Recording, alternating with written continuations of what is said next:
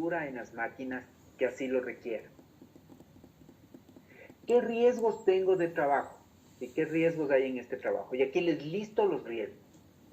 Tengo atrapamiento por o entre objetos, porque este señor da mantenimiento a las máquinas. Entonces, por ejemplo, se puede tener un atrapamiento en una polea, ¿sí?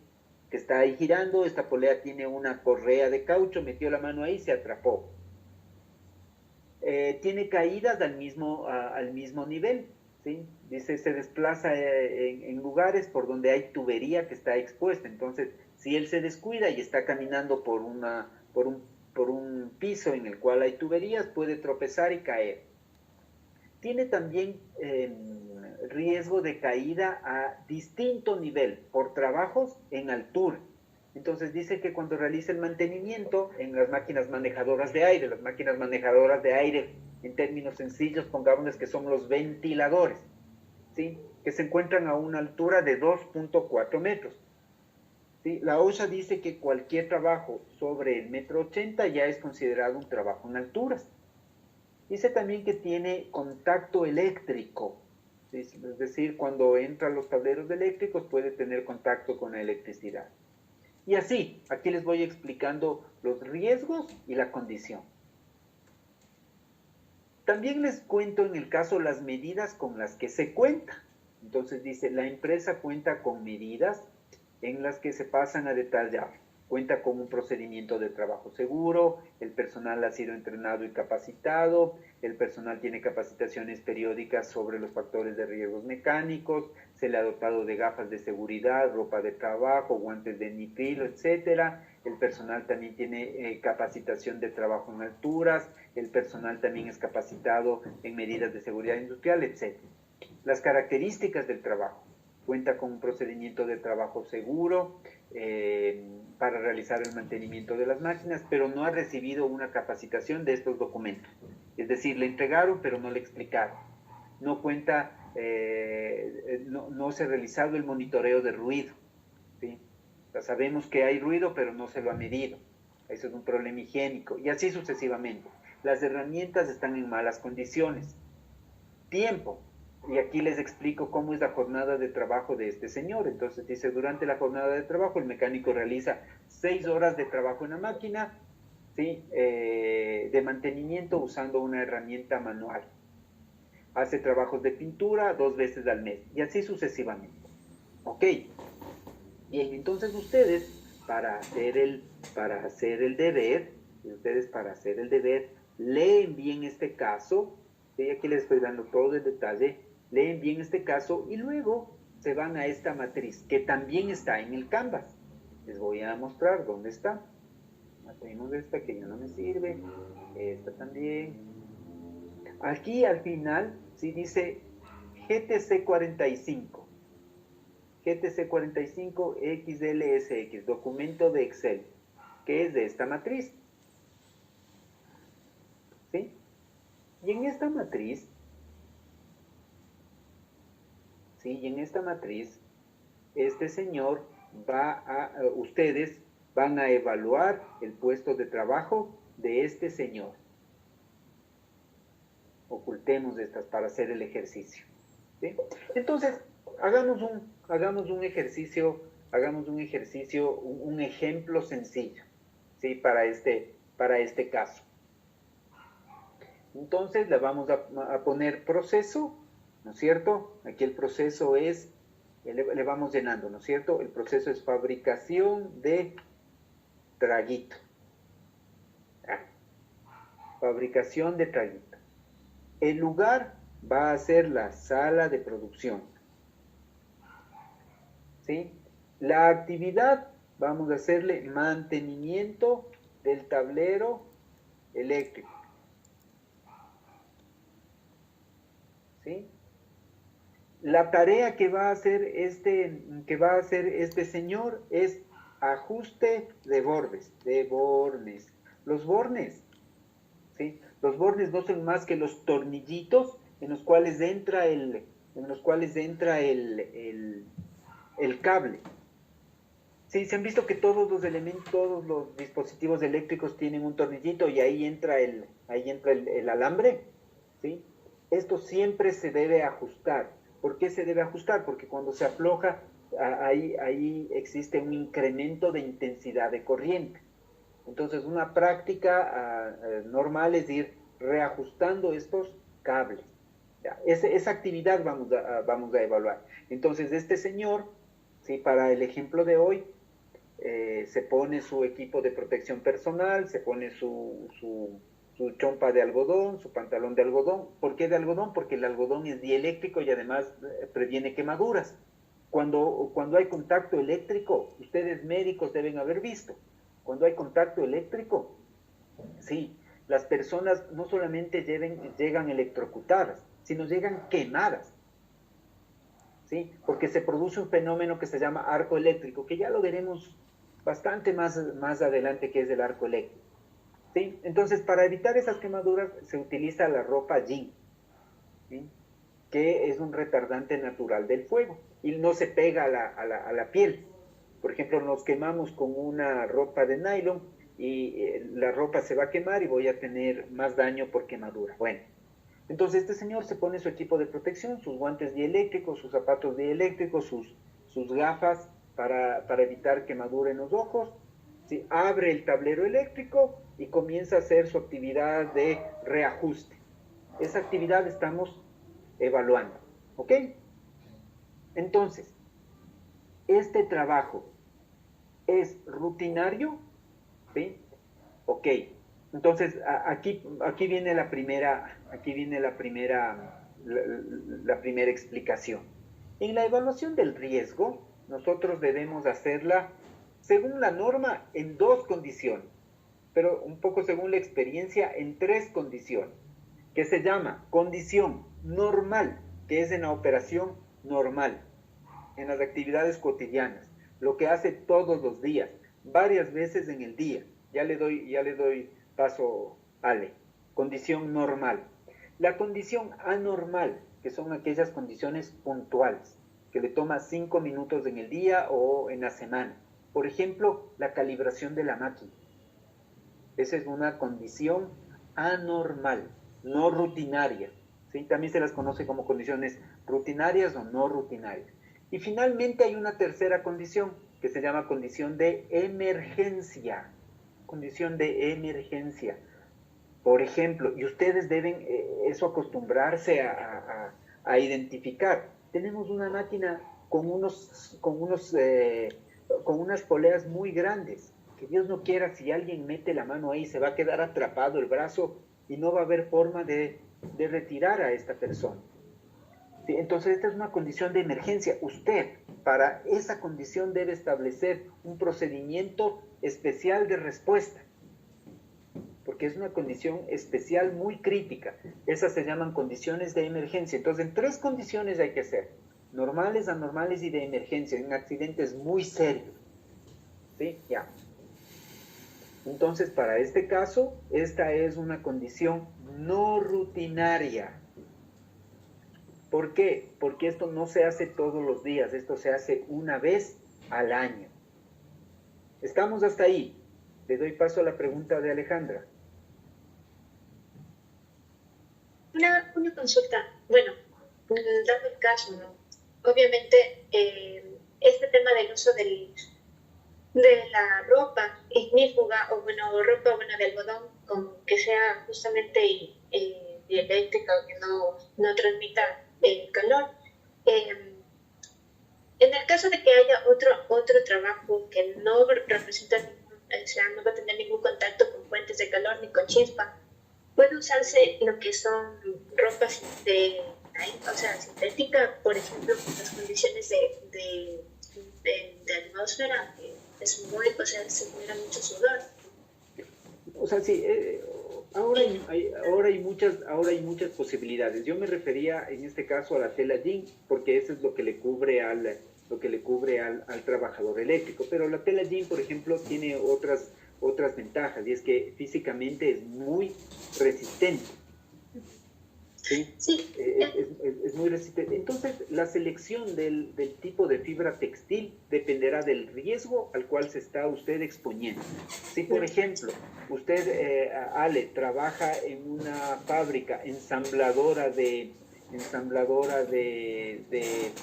LEDs, de televisión, quizás darles una ropa mucho más cómoda, más fresca, más transpirable, más liviana, es una mejor opción que darles un uniforme clásico de tela jean muy pesada. ¿Sí me explico? Sí, Entonces sí, dependerá. justamente era por eso, esa era la consulta. Bueno, yo trabajo en minería, en exploración avanzada, entonces era más por un tema de que ellos tienen un proceso, un procedimiento justamente de evacuación de lodos, de detector de perforación, no un sistema de recirculación. Entonces, ahí realmente es evacuar nada más que los lodos, pero claro, la temperatura y a veces como se meten en unos tanques, obviamente, se genera mucho calor. Entonces, se les da estos trajes Tyvek, pero también se está utilizando estos sintéticos que se pueden volver a lavar. Entonces, era mi consulta bueno, tenía esa duda. Entonces, que Sí, sí. no hay un riesgo ahí eléctrico ni de chispa, solamente hay estos fluidos en donde, claro, tienen que, más que nada es en la condición húmeda, de ahí del principio. Entonces, Sí, eso era mi consulta. sí. Y ahí tendremos que utilizar, para cada riesgo ahora hay diferentes posibilidades y métodos de dar comodidad al trabajador y seguridad. ¿Correcto? Sí, eso nada más. Gracias. Perfecto. A usted, dale. Ok, entonces aquí vamos a hacer la descripción del peligro. ¿Cuál sería la descripción del peligro? ¿Quién me ayuda? ¿Cómo le puedo poner? Electrocución. ¿Ya?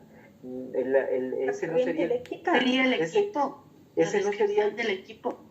ese Sí, no, perdón. no sería el peligro, ¿El borne dañado o el ¿no? borne? El La corriente peligro, eléctrica. a ver, el peligro es la condición, ¿no es cierto? ¿A qué condición se está exponiendo el señor? A un tablero eléctrico. Ese es el peligro. De ahí que el borde esté ajustado, que esté flojo, que sea alta tensión o baja tensión, va a influenciar, pero eso en el riesgo. El peligro en este tema es tablero eléctrico, mantenimiento. Porque esa es la condición, ¿no es cierto? Y yo le puedo aquí explicar un poquito más. Entonces es un tablero eléctrico de baja tensión, ¿no es cierto? Es un tablero de baja tensión. Él va a trabajar en caliente. ¿Qué significa trabajo en caliente? Cuando escuchen este término trabajo en caliente es, por ejemplo, cuando no paró la máquina para hacer el trabajo. Esto en el 90% de casos no deberíamos permitir, pero hay ocasiones en las que sí se debe permitir. ¿Por qué? Vamos a hacer una calibración de la máquina. La calibración de la máquina se la debe hacer en algún momento en funcionamiento. ¿Sí me explico? Eso se llama trabajo en caliente. O por ejemplo, cuando hay que hacer una conexión eléctrica, como lo que él va a hacer, sin cortar la energía eléctrica. ¿Sí? Entonces se llama trabajo en caliente, o también se llama trabajo en vivo. Entonces vamos a hacer un trabajo en caliente, y este trabajo en caliente también yo creo que está ahí. No lo enredemos más. Efectos posibles, ok, entonces aquí sí, ustedes me decían, electrocución, ¿qué más? ¿Qué otro efecto puede haber? Puede haber también un efecto de quemadura por la generación del arco eléctrico. ¿Estamos? Sí me van siguiendo, ¿verdad? Sí, doctor. Chévere. ¿Alguien quería hablar?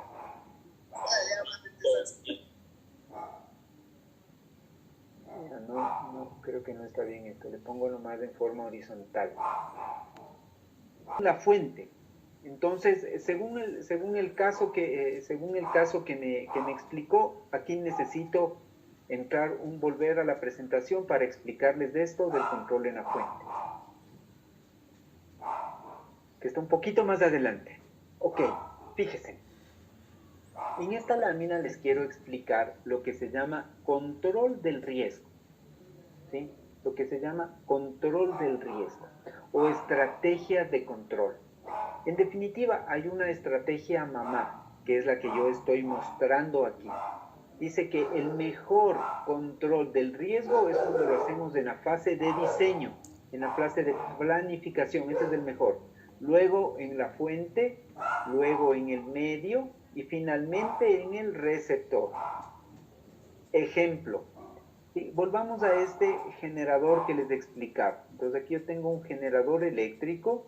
Este generador eléctrico funciona con la ayuda de un motor.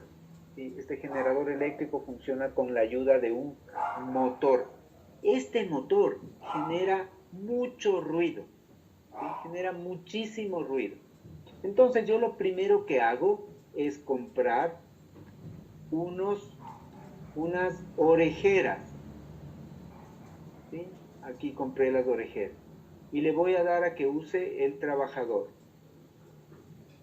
¿Sí? Estas orejeras, ¿será un control en la planificación? No. No, es en el hombre. Es en el hombre. ¿Sí? Es un control en el hombre. Este es el control más inefectivo, más barato. ¿Sí? Pero es momentáneo, es paliativo, no está controlando el riesgo, ¿sí? Está simplemente mitigando. Es el último que deberíamos aplicar. Sin embargo, en nuestro país, por las condiciones económicas sobre todo, es normalmente el que más se aplica. Ok, pero en esta fábrica que son súper responsables con la gente, dice no podemos seguirles manteniendo solamente con las orejeras. ¿Qué tal si es que a este generador le encerramos en un tablero, en una casa, y construyo una casa? ¿Qué logro con eso? Lo que logro con eso, ¿sí?, es que el ruido que genera el equipo, ¿sí?, choque contra las paredes. El ruido que genera el equipo choque contra las paredes y se quede aquí, se quede encerrado aquí. ¿Sí? Choque y se quede encerrado. Entonces yo les pregunto, ¿hice algún cambio en el equipo como tal? Sí. No, fue la vía de transmisión. No en el equipo. No se hizo cambio. Al equipo yo no le hice nada.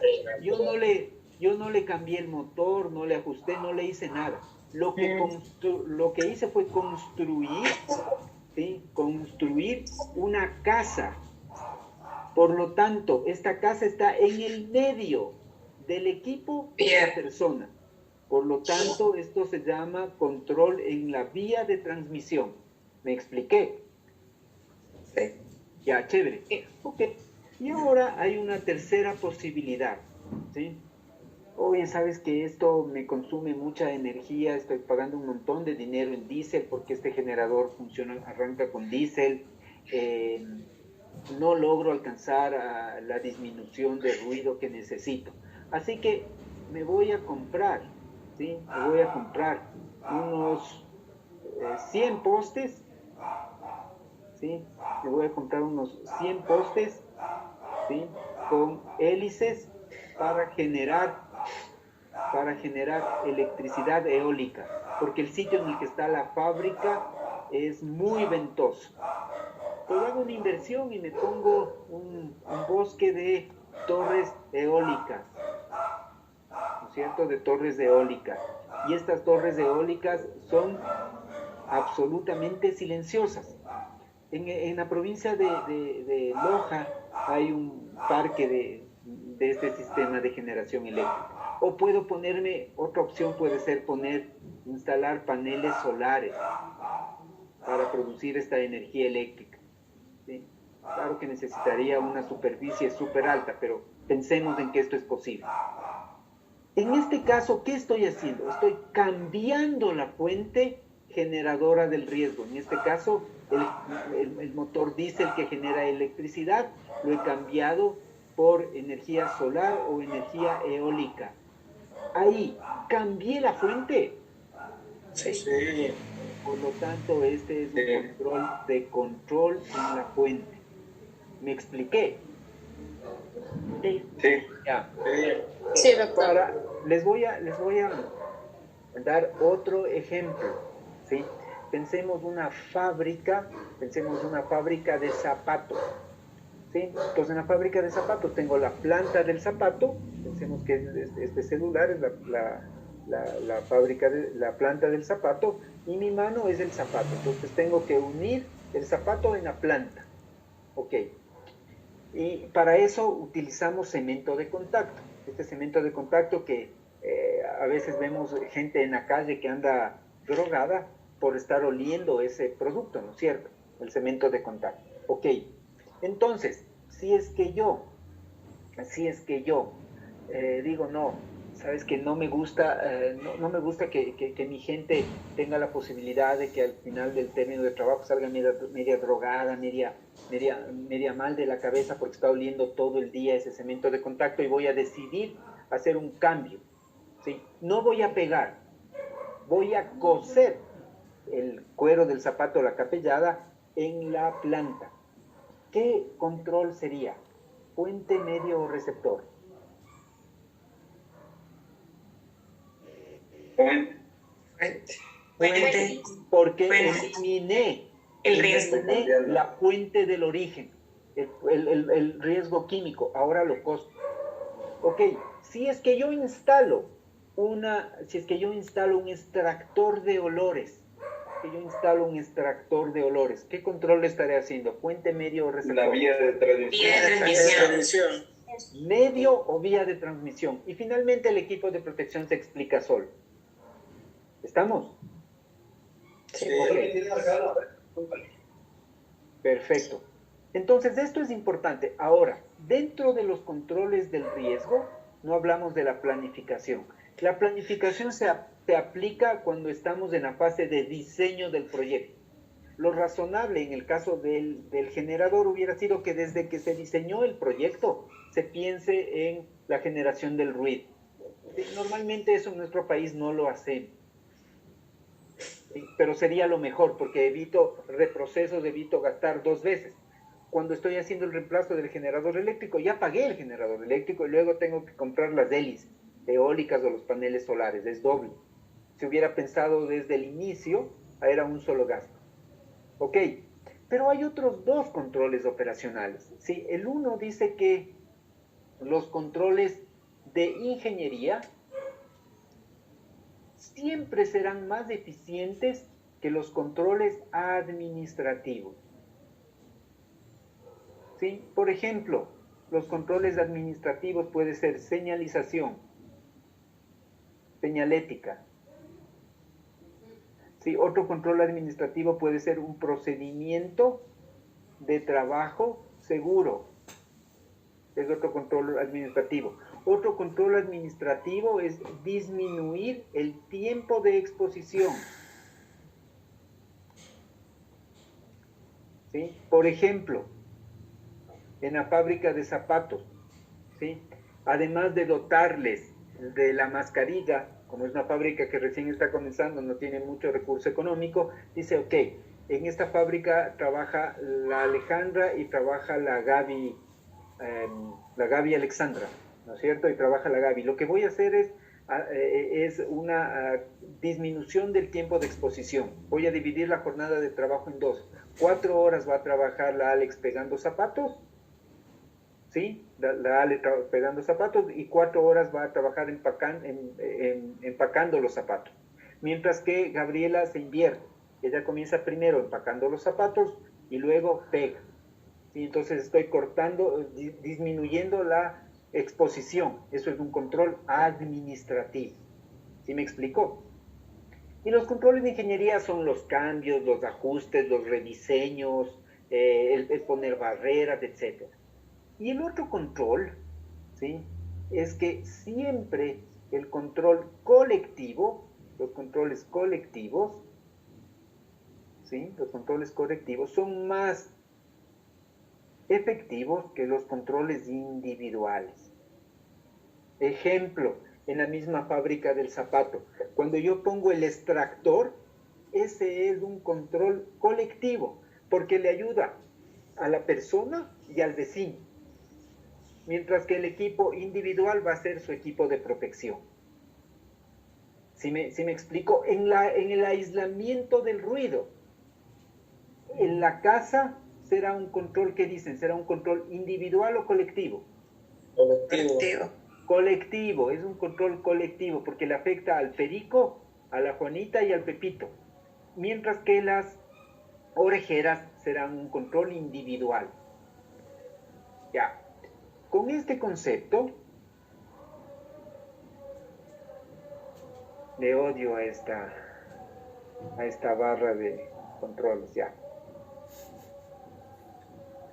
Caramba, no me deja salir de la presentación. Hagámosle.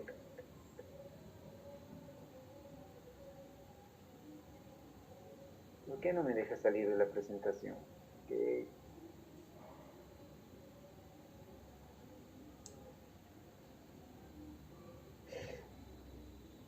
A ver, denme un segundo que se dejo un minutito de... Ahí sí ya me puedo salir. Ya. Voy a volver a compartir mi pantalla. Listo.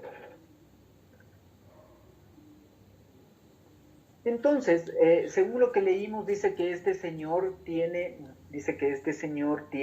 un procedimiento de trabajo y que también le han dotado de equipo de protección personal. Entonces, los controles existentes son en la fuente, en el medio o en el individuo. En el individuo. Perfecto, en el individuo. Ok, en el individuo. Y luego viene ya la evaluación del riesgo, ¿sí? Y aquí voy a comenzar con este asunto del nivel de deficiencia, ¿sí? Me vuelvo un ratito a la presentación. Aquí tengo una lámina para hacer esa explicación.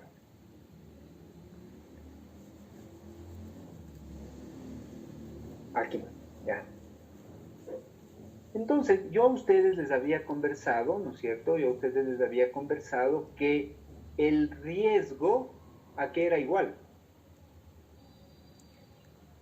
La probabilidad Por el daño.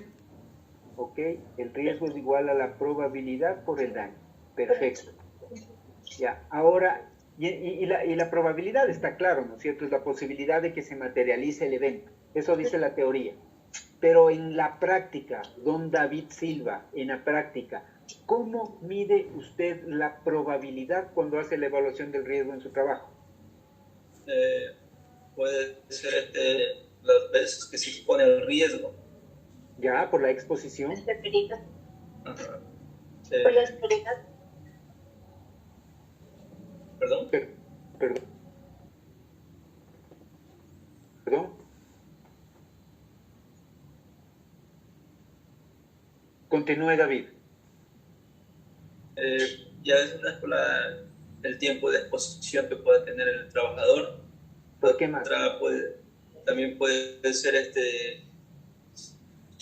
ya sería controles administrativos, si cuenta con procedimientos de trabajo seguros, si el trabajador cuenta con capacitaciones. Perfecto. Y ahí me quedo, y disculpe que le interrumpe, David. Miren, en la parte matemática la probabilidad no es más que una tasa, ¿no es cierto? Una posibilidad de que se materialice el evento. Pero ya cuando nosotros, como prevencionistas, nos enfrentamos a evaluar el riesgo, al inicio resulta complejo entender la probabilidad, señorita Carolina. ¿Por qué? Porque uno no se entiende bien. Entonces aquí tenemos que recurrir, ¿sí? Aquí tenemos que recurrir a lo siguiente. La probabilidad, esto ha de ser pregunta de prueba. La probabilidad es función o depende de qué? Depende del nivel de control.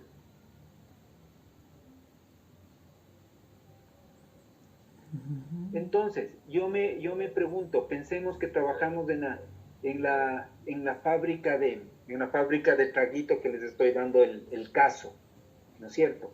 ¿Será lo mismo para el riesgo de incendios, pensemos? ¿Será lo mismo que esta fábrica de trago, ustedes saben que el trago es inflamable, ¿no es cierto?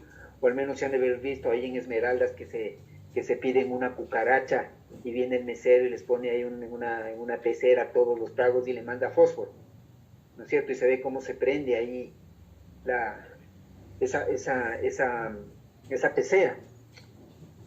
Entonces, el trago es inflamable. Entonces yo digo, tendrá el mismo nivel de riesgo, ¿sí? Una fábrica de trago que cuente con un sistema de sprinklers, que son unas duchas, las que se ven en las películas, que cuando hay un incendio se abren y comienzan a inundar.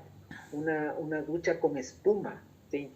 Que tenga brigadistas especializados para combatir fuegos alcohólicos, que tenga sistemas de medición de gas de alcohol etílico para evitar que se me haga una explosión.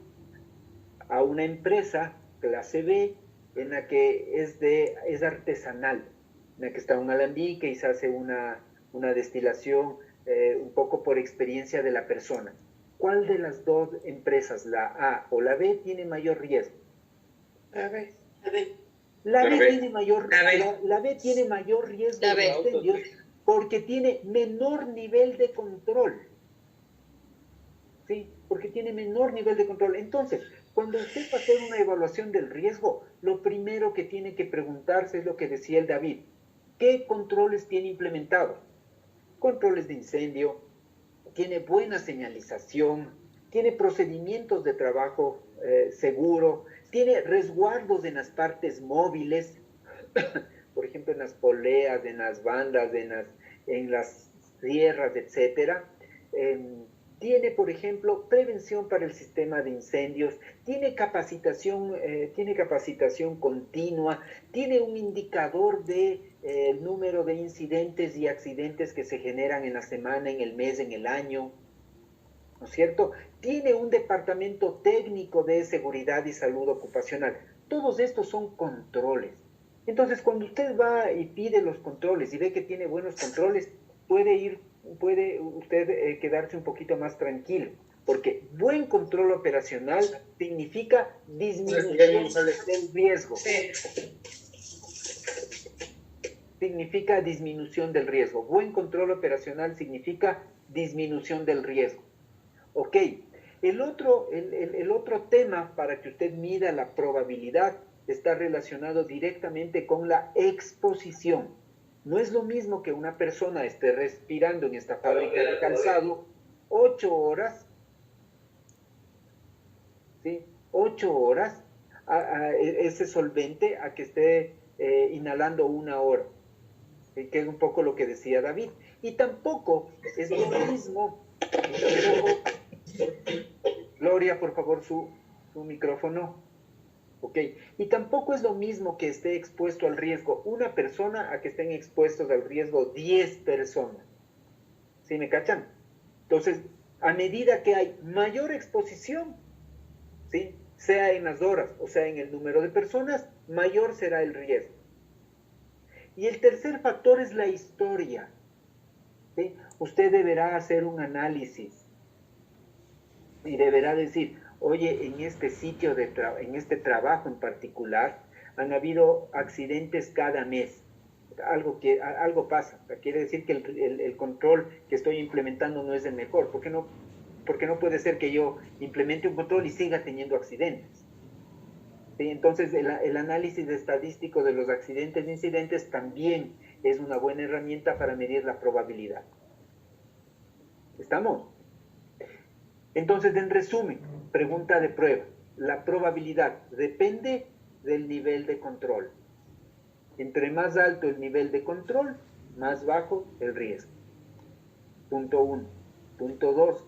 La probabilidad depende de la exposición. Entre más alto sea el tiempo de exposición o más personas estén expuestas, les repito, entre más alto sea el tiempo de exposición o más personas estén expuestas, el riesgo será mayor. Y la tercera herramienta, la estadística de accidentes e incidentes. ¿Sí? ver cuántos accidentes tuve en el pasado. Si tuve uno hace 10 años, no sé si debo trabajar en ese riesgo, ¿sí? Porque es bien infrecuente. ¿Sí me cachan? Sí, perfecto. Ok, entonces avancemos. Entonces, simplemente aquí termino de escribir nivel de control, exposición, ¿sí? Exposición y lo que les puse ayer, incidentes y lo que les acabé de decir, perdón, incidentes, accidentes, los reportes que tengo. Ok. Descartemos y vamos por acá. Entonces, ahí es que la GTC 45, ¿sí? La Guía Técnica de Prevención, la GTC 45, ¿sí? No le entiende al nivel de control, ¿sí? O no engloba o no usa la palabra nivel de control, sino usa el inverso, que es el nivel de deficiencia. ¿Sí? Entonces, entre más alto es el nivel de deficiencia, quiere decir que no hay control. Entre más bajito es el nivel de deficiencia, quiere decir que sí hay control. Entonces, para esto, para calificar el nivel de deficiencia, ¿sí? Utiliza unas tablas, que son las que estoy mostrando en este momento. Entonces dice, determinación del nivel de deficiencia. Dice, póngale muy alto, o sea, califíquele con 10, si es que se ha detectado peligros que se determinan como posibles con la generación de incidentes o consecuencias muy significativas o la eficacia del conjunto. Fíjese, la eficacia del conjunto de medidas preventivas existentes es nula. O sea, no hay control. Ahí póngale 10, muy alto. Póngale 6 cuando la eficacia del control es baja. Póngale medio cuando el conjunto de medidas preventivas o control operacional es moderado. Y póngale bajo, si no se le asigna valor, cuando el riesgo está controlado.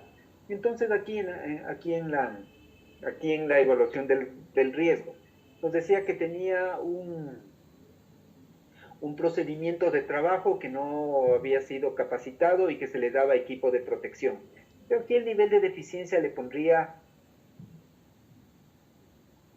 6, alto, porque puede tener el procedimiento de trabajo, pero si no sabe, si no ha estudiado el procedimiento de trabajo, es lo mismo que no tener nada.